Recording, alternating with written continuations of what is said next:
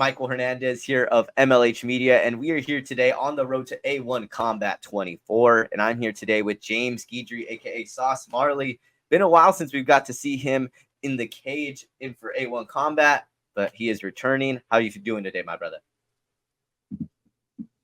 I'm doing good, brother. How about you?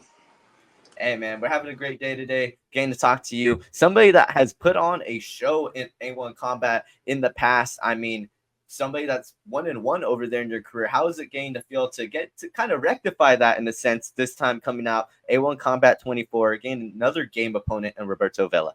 Man, feel good, bro. You know what I mean? I ain't got to make that big cut to 135. You know what I'm saying? I'm going up to featherweight 145. So obviously I'm gonna feel a lot better. You know what I'm saying? So like, yeah, my last fight didn't really feel too good. You know what I'm saying? I took that 24-hour notice, ended up having to do all those medicals, ended up having to cut like almost 20 pounds in less than like 9 hours. Like it was horrible. So like now, you know what I mean? I got a camp. You know what I mean? I'm feeling good. I'm back in shape. Everything I cleared up all like the, you know what I mean, the little gaps, and I'm ready, man. I'm ready to bring it and show them what that sauce do. And can you?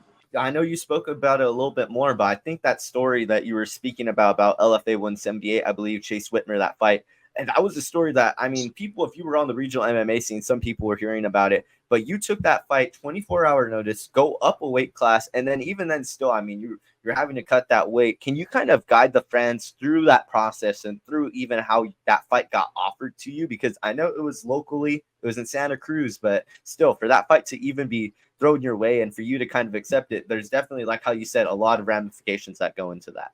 Yeah, man. Like I got offered the fight. Well, it wasn't like I got offered. I was told about somebody like that could potentially be pulling out of the fight, and then he was saying like, "Would you like to take the fight?" And then I was like, you know what I mean, like if the opportunity, you know what I mean, is right, you know what I'm saying, like I'll take it, you know what I'm saying. But then like the fight was going through basically the whole time, like the whole weekend went by, like, and I wasn't like I was still like a little injured, you know what I'm saying, like still trying to get back right. I really wasn't like I was kind of off the couch a little bit, you know what I'm saying. So I was just now getting back like from my recovery and everything, and then all of a sudden I get the call like the day before, like he's like, yeah, man, the fight's on, dude pulled out, whoop whoop, or like it was like 24 hours out or whatever. And then I'm like, all right, you know what I'm saying? Like I take it, let's get it, you know what I'm saying? So long story short, like ended up finding out like everything, like all my medicals, all my like the license, everything, like all of my eye exam, all the stuff was like expired. So I had to go do my blood work. Like the whole day, instead of me cutting weight and like getting ready to like cut the weight, I had to go through my blood. I had to go get blood work. I had to go get my eyes checked. I had to go do like all the medicals and stuff through like the organization and stuff. I had to go through all of that stuff like through the whole day. It took all day. I went from like San Jose to Stockton to Sacramento. I was driving all around the Bay Area. Like it was crazy. Like, and then like by the time I started cutting, it was like 2 o'clock in the morning. So I started cutting weight. I'm like, dude, like I'm already like drained out from driving all day. I got my eyes dilated. I had to go do the cut. Then like I had to cut like 17, 18 pounds.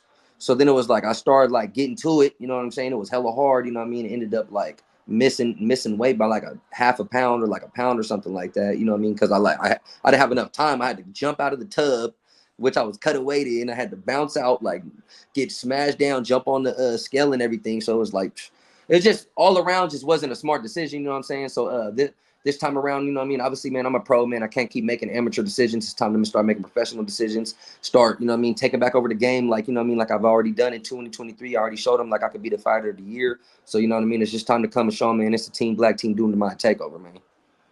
I love the way that you put it over there, kind of saying the amateur, like, that kind of mindset, and then going into the pro. Do you believe that kind of that jump, because I mean, you did have a very fruitful amateur career, and then going into the pros, you kind of started off hot. You got the 3 wins right off, kind of starting in that 2023 year.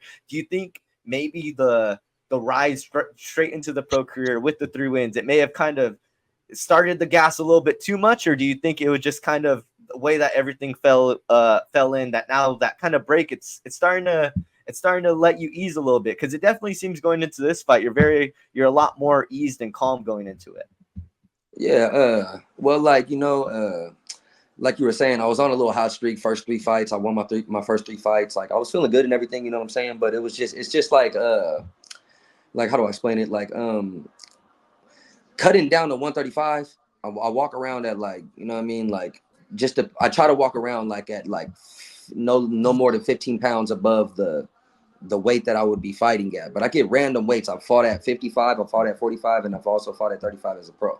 So I never know when I could be fighting at 35 or when I could be fighting at 55. I kind of got thrown that last little minute decision, and I just took it. But like, yeah, like you were saying about the amateur decisions and what I brought up, it's just, yeah, like as an amateur, and like as of right now too, like I don't care. Like I'll fight whoever, you know what I mean, anytime, any place, you know what I'm saying. Like it's whatever it is, you know what I mean. I'm down to fight whoever, but like as an amateur, like I'll take a fight like 2-day notice. I'll take a fight 1-day notice. I've taken a fight on like 18-hour notice or something like that. I've fought in people, like I've fought in 3 times in 1 day. Like I've done it. Like I took over the whole 2023. Like I had like 8 fights that in 1 year. So I did what I had to do, but it was just like as far as a professional, obviously there's money involved. Obviously, like you have to make smart decisions. Obviously, like you don't want to take anybody lightly at this level, and you don't want to play the I'll just fight. I'll fight them. You know, I don't want to play that game as far as like, you know what I mean? Like there's smart decision. I could have been 5-0 right now, and I made 2 decisions on a like, oh, I'll just take it, but really wasn't like prepared or wasn't really ready. So I just kind of took them, like I'll just take them, you know what I mean? But it's just I can't make those decisions. So I have to make smarter decisions. So we already cleared all that up, cleaned up all the little things. If I am gonna take, you know what I mean, a short day notice, it would be like, you know what I mean, like it have to be worth it. You know what I'm saying? For me to have to come out. Like I'm a prize fighter, and if it's gonna be for something, the money gotta talk. If it's gonna be like that. If not, you feel me? Like let's get a camp going, and I'll be prepared. If I got a camp, I'm prepared for anybody, anytime, any place. And you were looking to do that against Roberto Vela, someone that, like much like yourself, had a pretty fruitful amateur career. How are you feeling going into this bout? And overall, just getting to kind of, like how you said, getting to return to a place that you've gotten to kind of call home in your professional career, in a sense. I've had 2 bouts there, and then also, I mean, you've been putting in work over there in the off time, man. Been seeing you be the cage guy, being the operator, also being a coach. So being very active on the A1 combat scene. Now getting to take your place in the cage once again against a debuting pro, but someone that has some amateur experience. How are you feeling about the matchup overall in general against Roberto Vela? Well, yeah, no, man, I'm feeling great about the matchup, man. Really, I'd feel great about really any matchup, you know what I mean, at this moment, like, you know what I mean, in my career. I don't really care who they put in front of me, you know what I mean. At the end of the day, it's a blank face.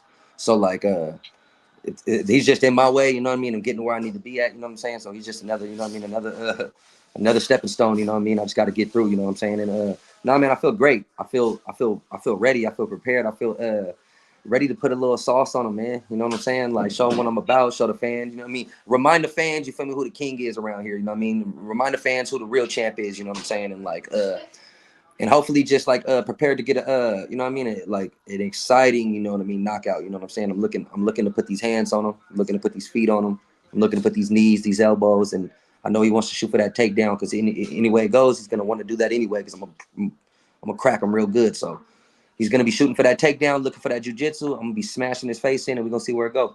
Last time out in that A1 combat cage, you faced off against Billy Brand, another kind of stand-up guy, and you guys had a very technical bout. I mean, probably one of the most technical bouts I believe that A1 combat canvas has seen. How do you feel looking back at that matchup? And I mean, obviously now Billy Brand going over there to the Contender Series and all that. I mean, in a matchup that you fared pretty decently and had your own really good strikes and had some pretty good moments in that fight as well. How do you feel looking back at that performance and possibly watching it? And like how you said, you're looking back at your career, like, dang, could have been 5-0. Do you possibly look back at that Billy Brand performance or watch that back a little bit and take some things back that you're like, damn, like, or maybe possibly took some notes from it?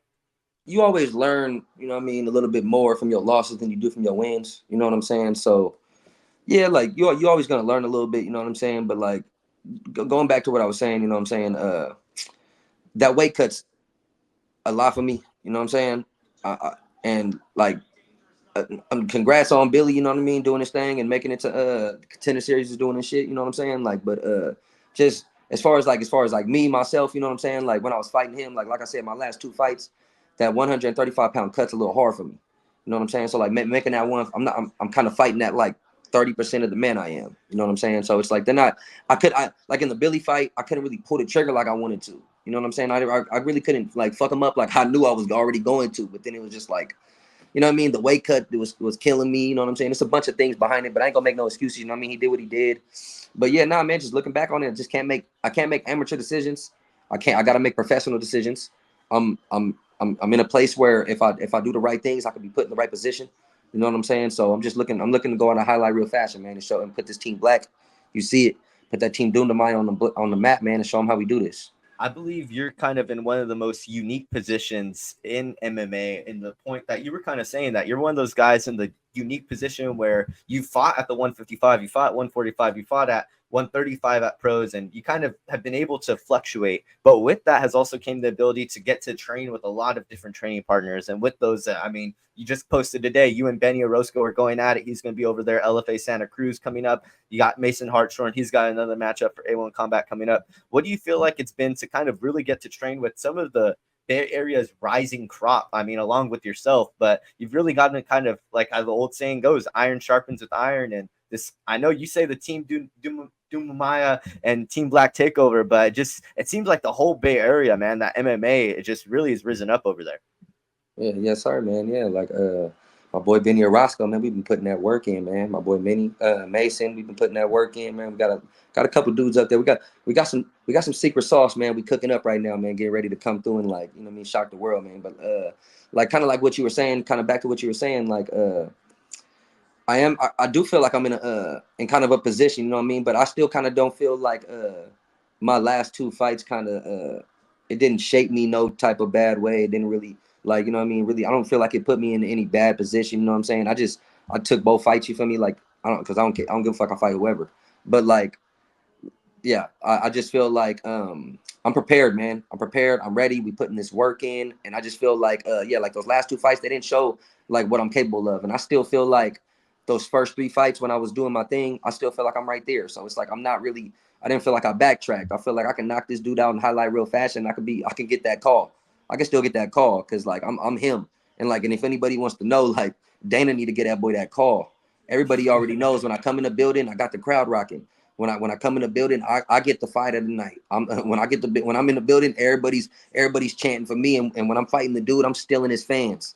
You know what I'm saying? Like just like Billy's fans, I stole half of his fans too after the fight. They all were telling me, like, "Hey, you're like," I started rooting for you halfway down that fight. You know what I'm saying? So just they know what the sauce is capable of, and yeah, man, I'm ready to just showcase, man, what we've been working on, man, and what I'm getting ready to show you guys. That's a funny observation that you made over there. Because, I mean, even in, like, the other crowds I've got to see, you're someone that's gotten to travel to LA, gotten to kind of travel all around. Even in your fights for A1 Combat, I believe it was over there at Commerce, you got a pretty good crowd reaction. So you have always been someone that has been able to bring that crowd and to kind of bring that fan hype behind them. So there definitely is no question behind the UFC wanting someone with the talents with the likes of yourself. But speaking a little bit more about possibly these upcoming matchups and a little bit more of this trajectory that we can see you going on in the future here. I mean, I know that you had a little bit of a break of activity. You know, it took a little bit of time between that LFA 178 matchup. But, you know, with possibly you walking out with the win in September here, when's the next time that we can expect to see James Sauce Marley Guidry in that cage? Are fans expecting to see a little bit of that 2023 streak that we've seen in years past? Or are we possibly going to see a little bit more of a, like how you said, strategic kind of matchmaking and just really taking some time in between these bouts? Yeah, man. Actually, yeah, I had to take a little bit of time, man. No excuses, man. With the last two fights, it is what it is, man. You win some, you lose some. You feel me? Win, lose, or draw, we at your jaw. You feel me? That's my motto. But the thing is that I had a couple passings in my family. My grandma passed away. My uncle passed away in the same week. Like, you know what I'm saying? I had a couple had a friend that died. You know what I'm saying? I had a couple mishaps. You know what I mean? Here and there in the family. You know what I mean? I was kind of going through a lot of stuff. I had to go through a move.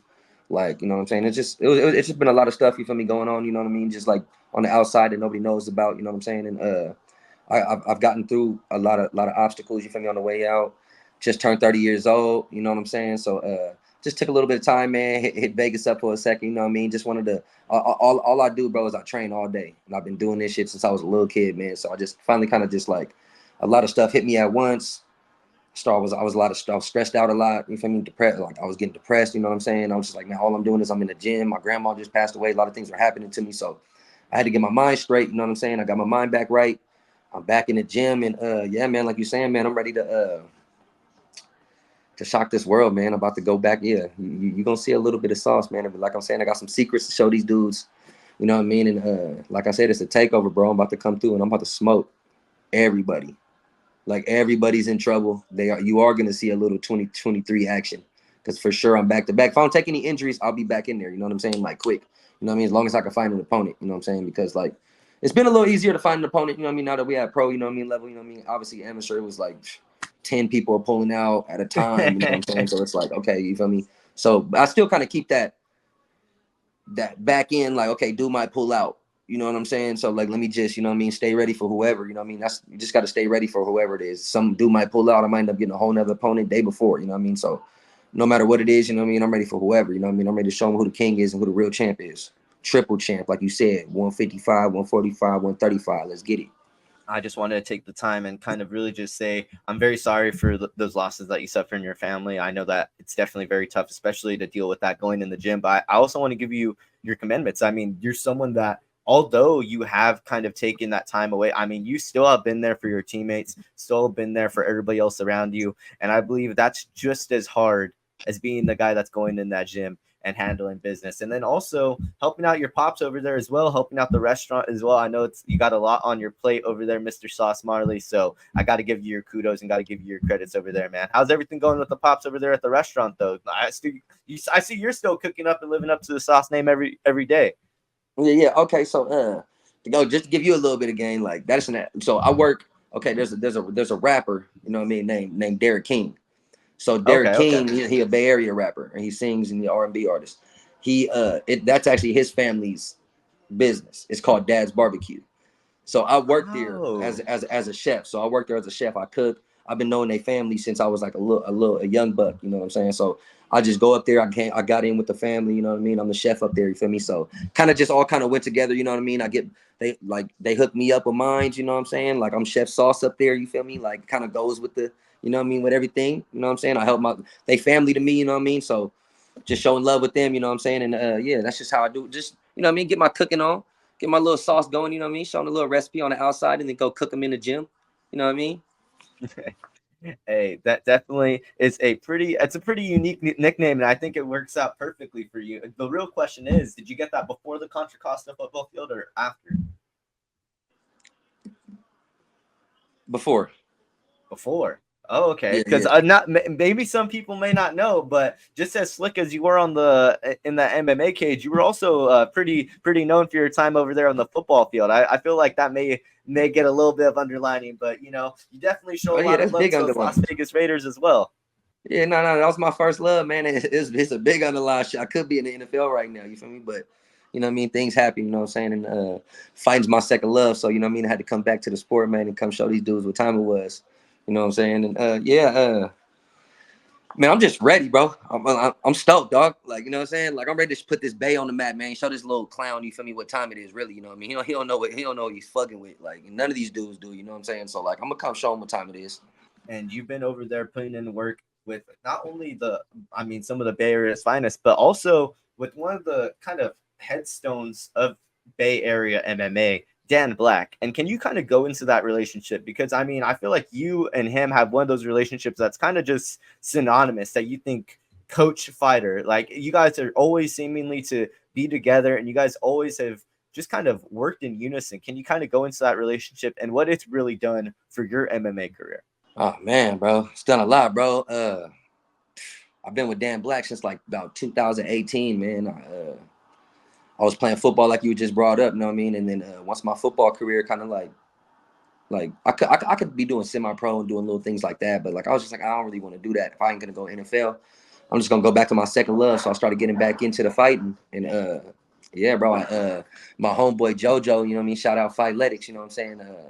He you know what I'm saying? He told me like, man, you need to go check out. There's like 2 fight teams, you know what I'm saying? But he's like, I think you should go check out this team named Team Black. Like, go check them out. He's like, I think you would fit with them dudes. Like, you know what I mean? He's like, you be putting hands on fools. So he's like, I think you should go up here and go check them out. Like, they tough up there, and like I think it'd be cool.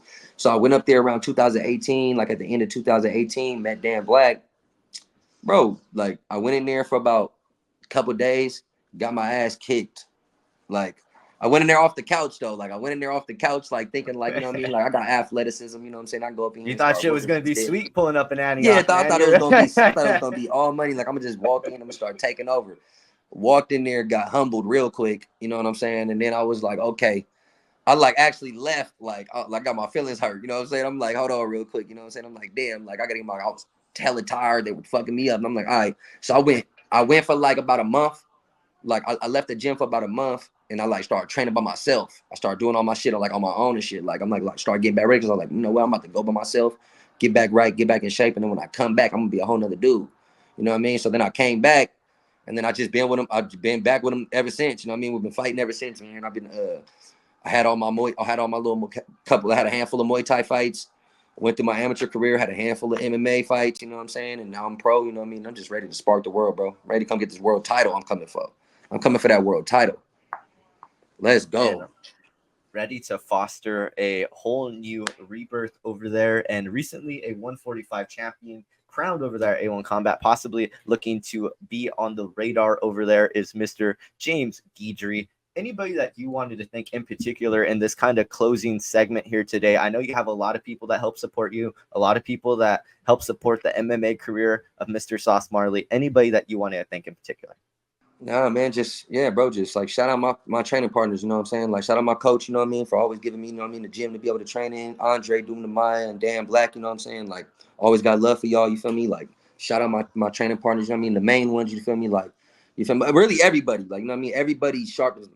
Everybody sharpens me, even all the way from the little kids. Like we got a couple little kids in there that are in there like young, like 13 to 10 years old. Like even they sharpen me up. Like, you know what I mean? I love moving around with the kids, coaching, you know what I mean? Everything I do gym wise, fight wise, sharpens me as a fighter and as a person all around. You know what I mean? So shout out my whole team, shout out my whole squad, and everybody getting me ready. You know what I mean? And then the pro fighters, you got Benny Orosco, you got Mason Harshorn. Just want to like, you know what I mean? Shout out y'all for getting me ready. And you know what I'm saying? And y'all better be ready for Mason too. Mason on that card too. So it ain't just me. It's some double action going on up in there. So I'm letting y'all know we finna spark the crowd, spark that Sacramento up real quick. Mason Hartshorn now 3-1 in his professional career. I mean, got a crazy 29-second rear naked choke, I believe, in the first round. And that was absolutely insane. You were there in the corner. What was your reaction being in there in the corner, man? I know he got all the love post fight. No one was talking to you after. How were you feeling after watching your teammate get that finish? I was juiced, bro. I was like, I was happy because really why I was happy, it wasn't so much of the win because I already knew he was going to get it done. It was just more of how beautifully he put the game plan together and he followed through with the game plan and made everything that we were going over in the back and everything we've been training for. He put that exactly into fruition and everything just came into play and he did it perfectly. Like it couldn't have been done any more perfect than he made. That's why I was just like, man, I'm so proud of my mans. You feel me? Like I'm proud, bro, and y'all better be like ready September 6th. And come September 13th, Benny Orosco on the LFA card. Y'all better wake up. We coming. Team Black, Team Doom to my takeover, boy. Let's go. James Guidry, always a pleasure to have you. Always a pleasure to be able to speak to you before your bouts. Michael Hernandez here of MLH Media. We are going to be signing out over here in the 559 over here in Visalia with my guy over there in Antioch, over there in the Bay Area, rocking it. My guy, James Sauce Marley Guidry. Big Sauce. Alrighty, my brother.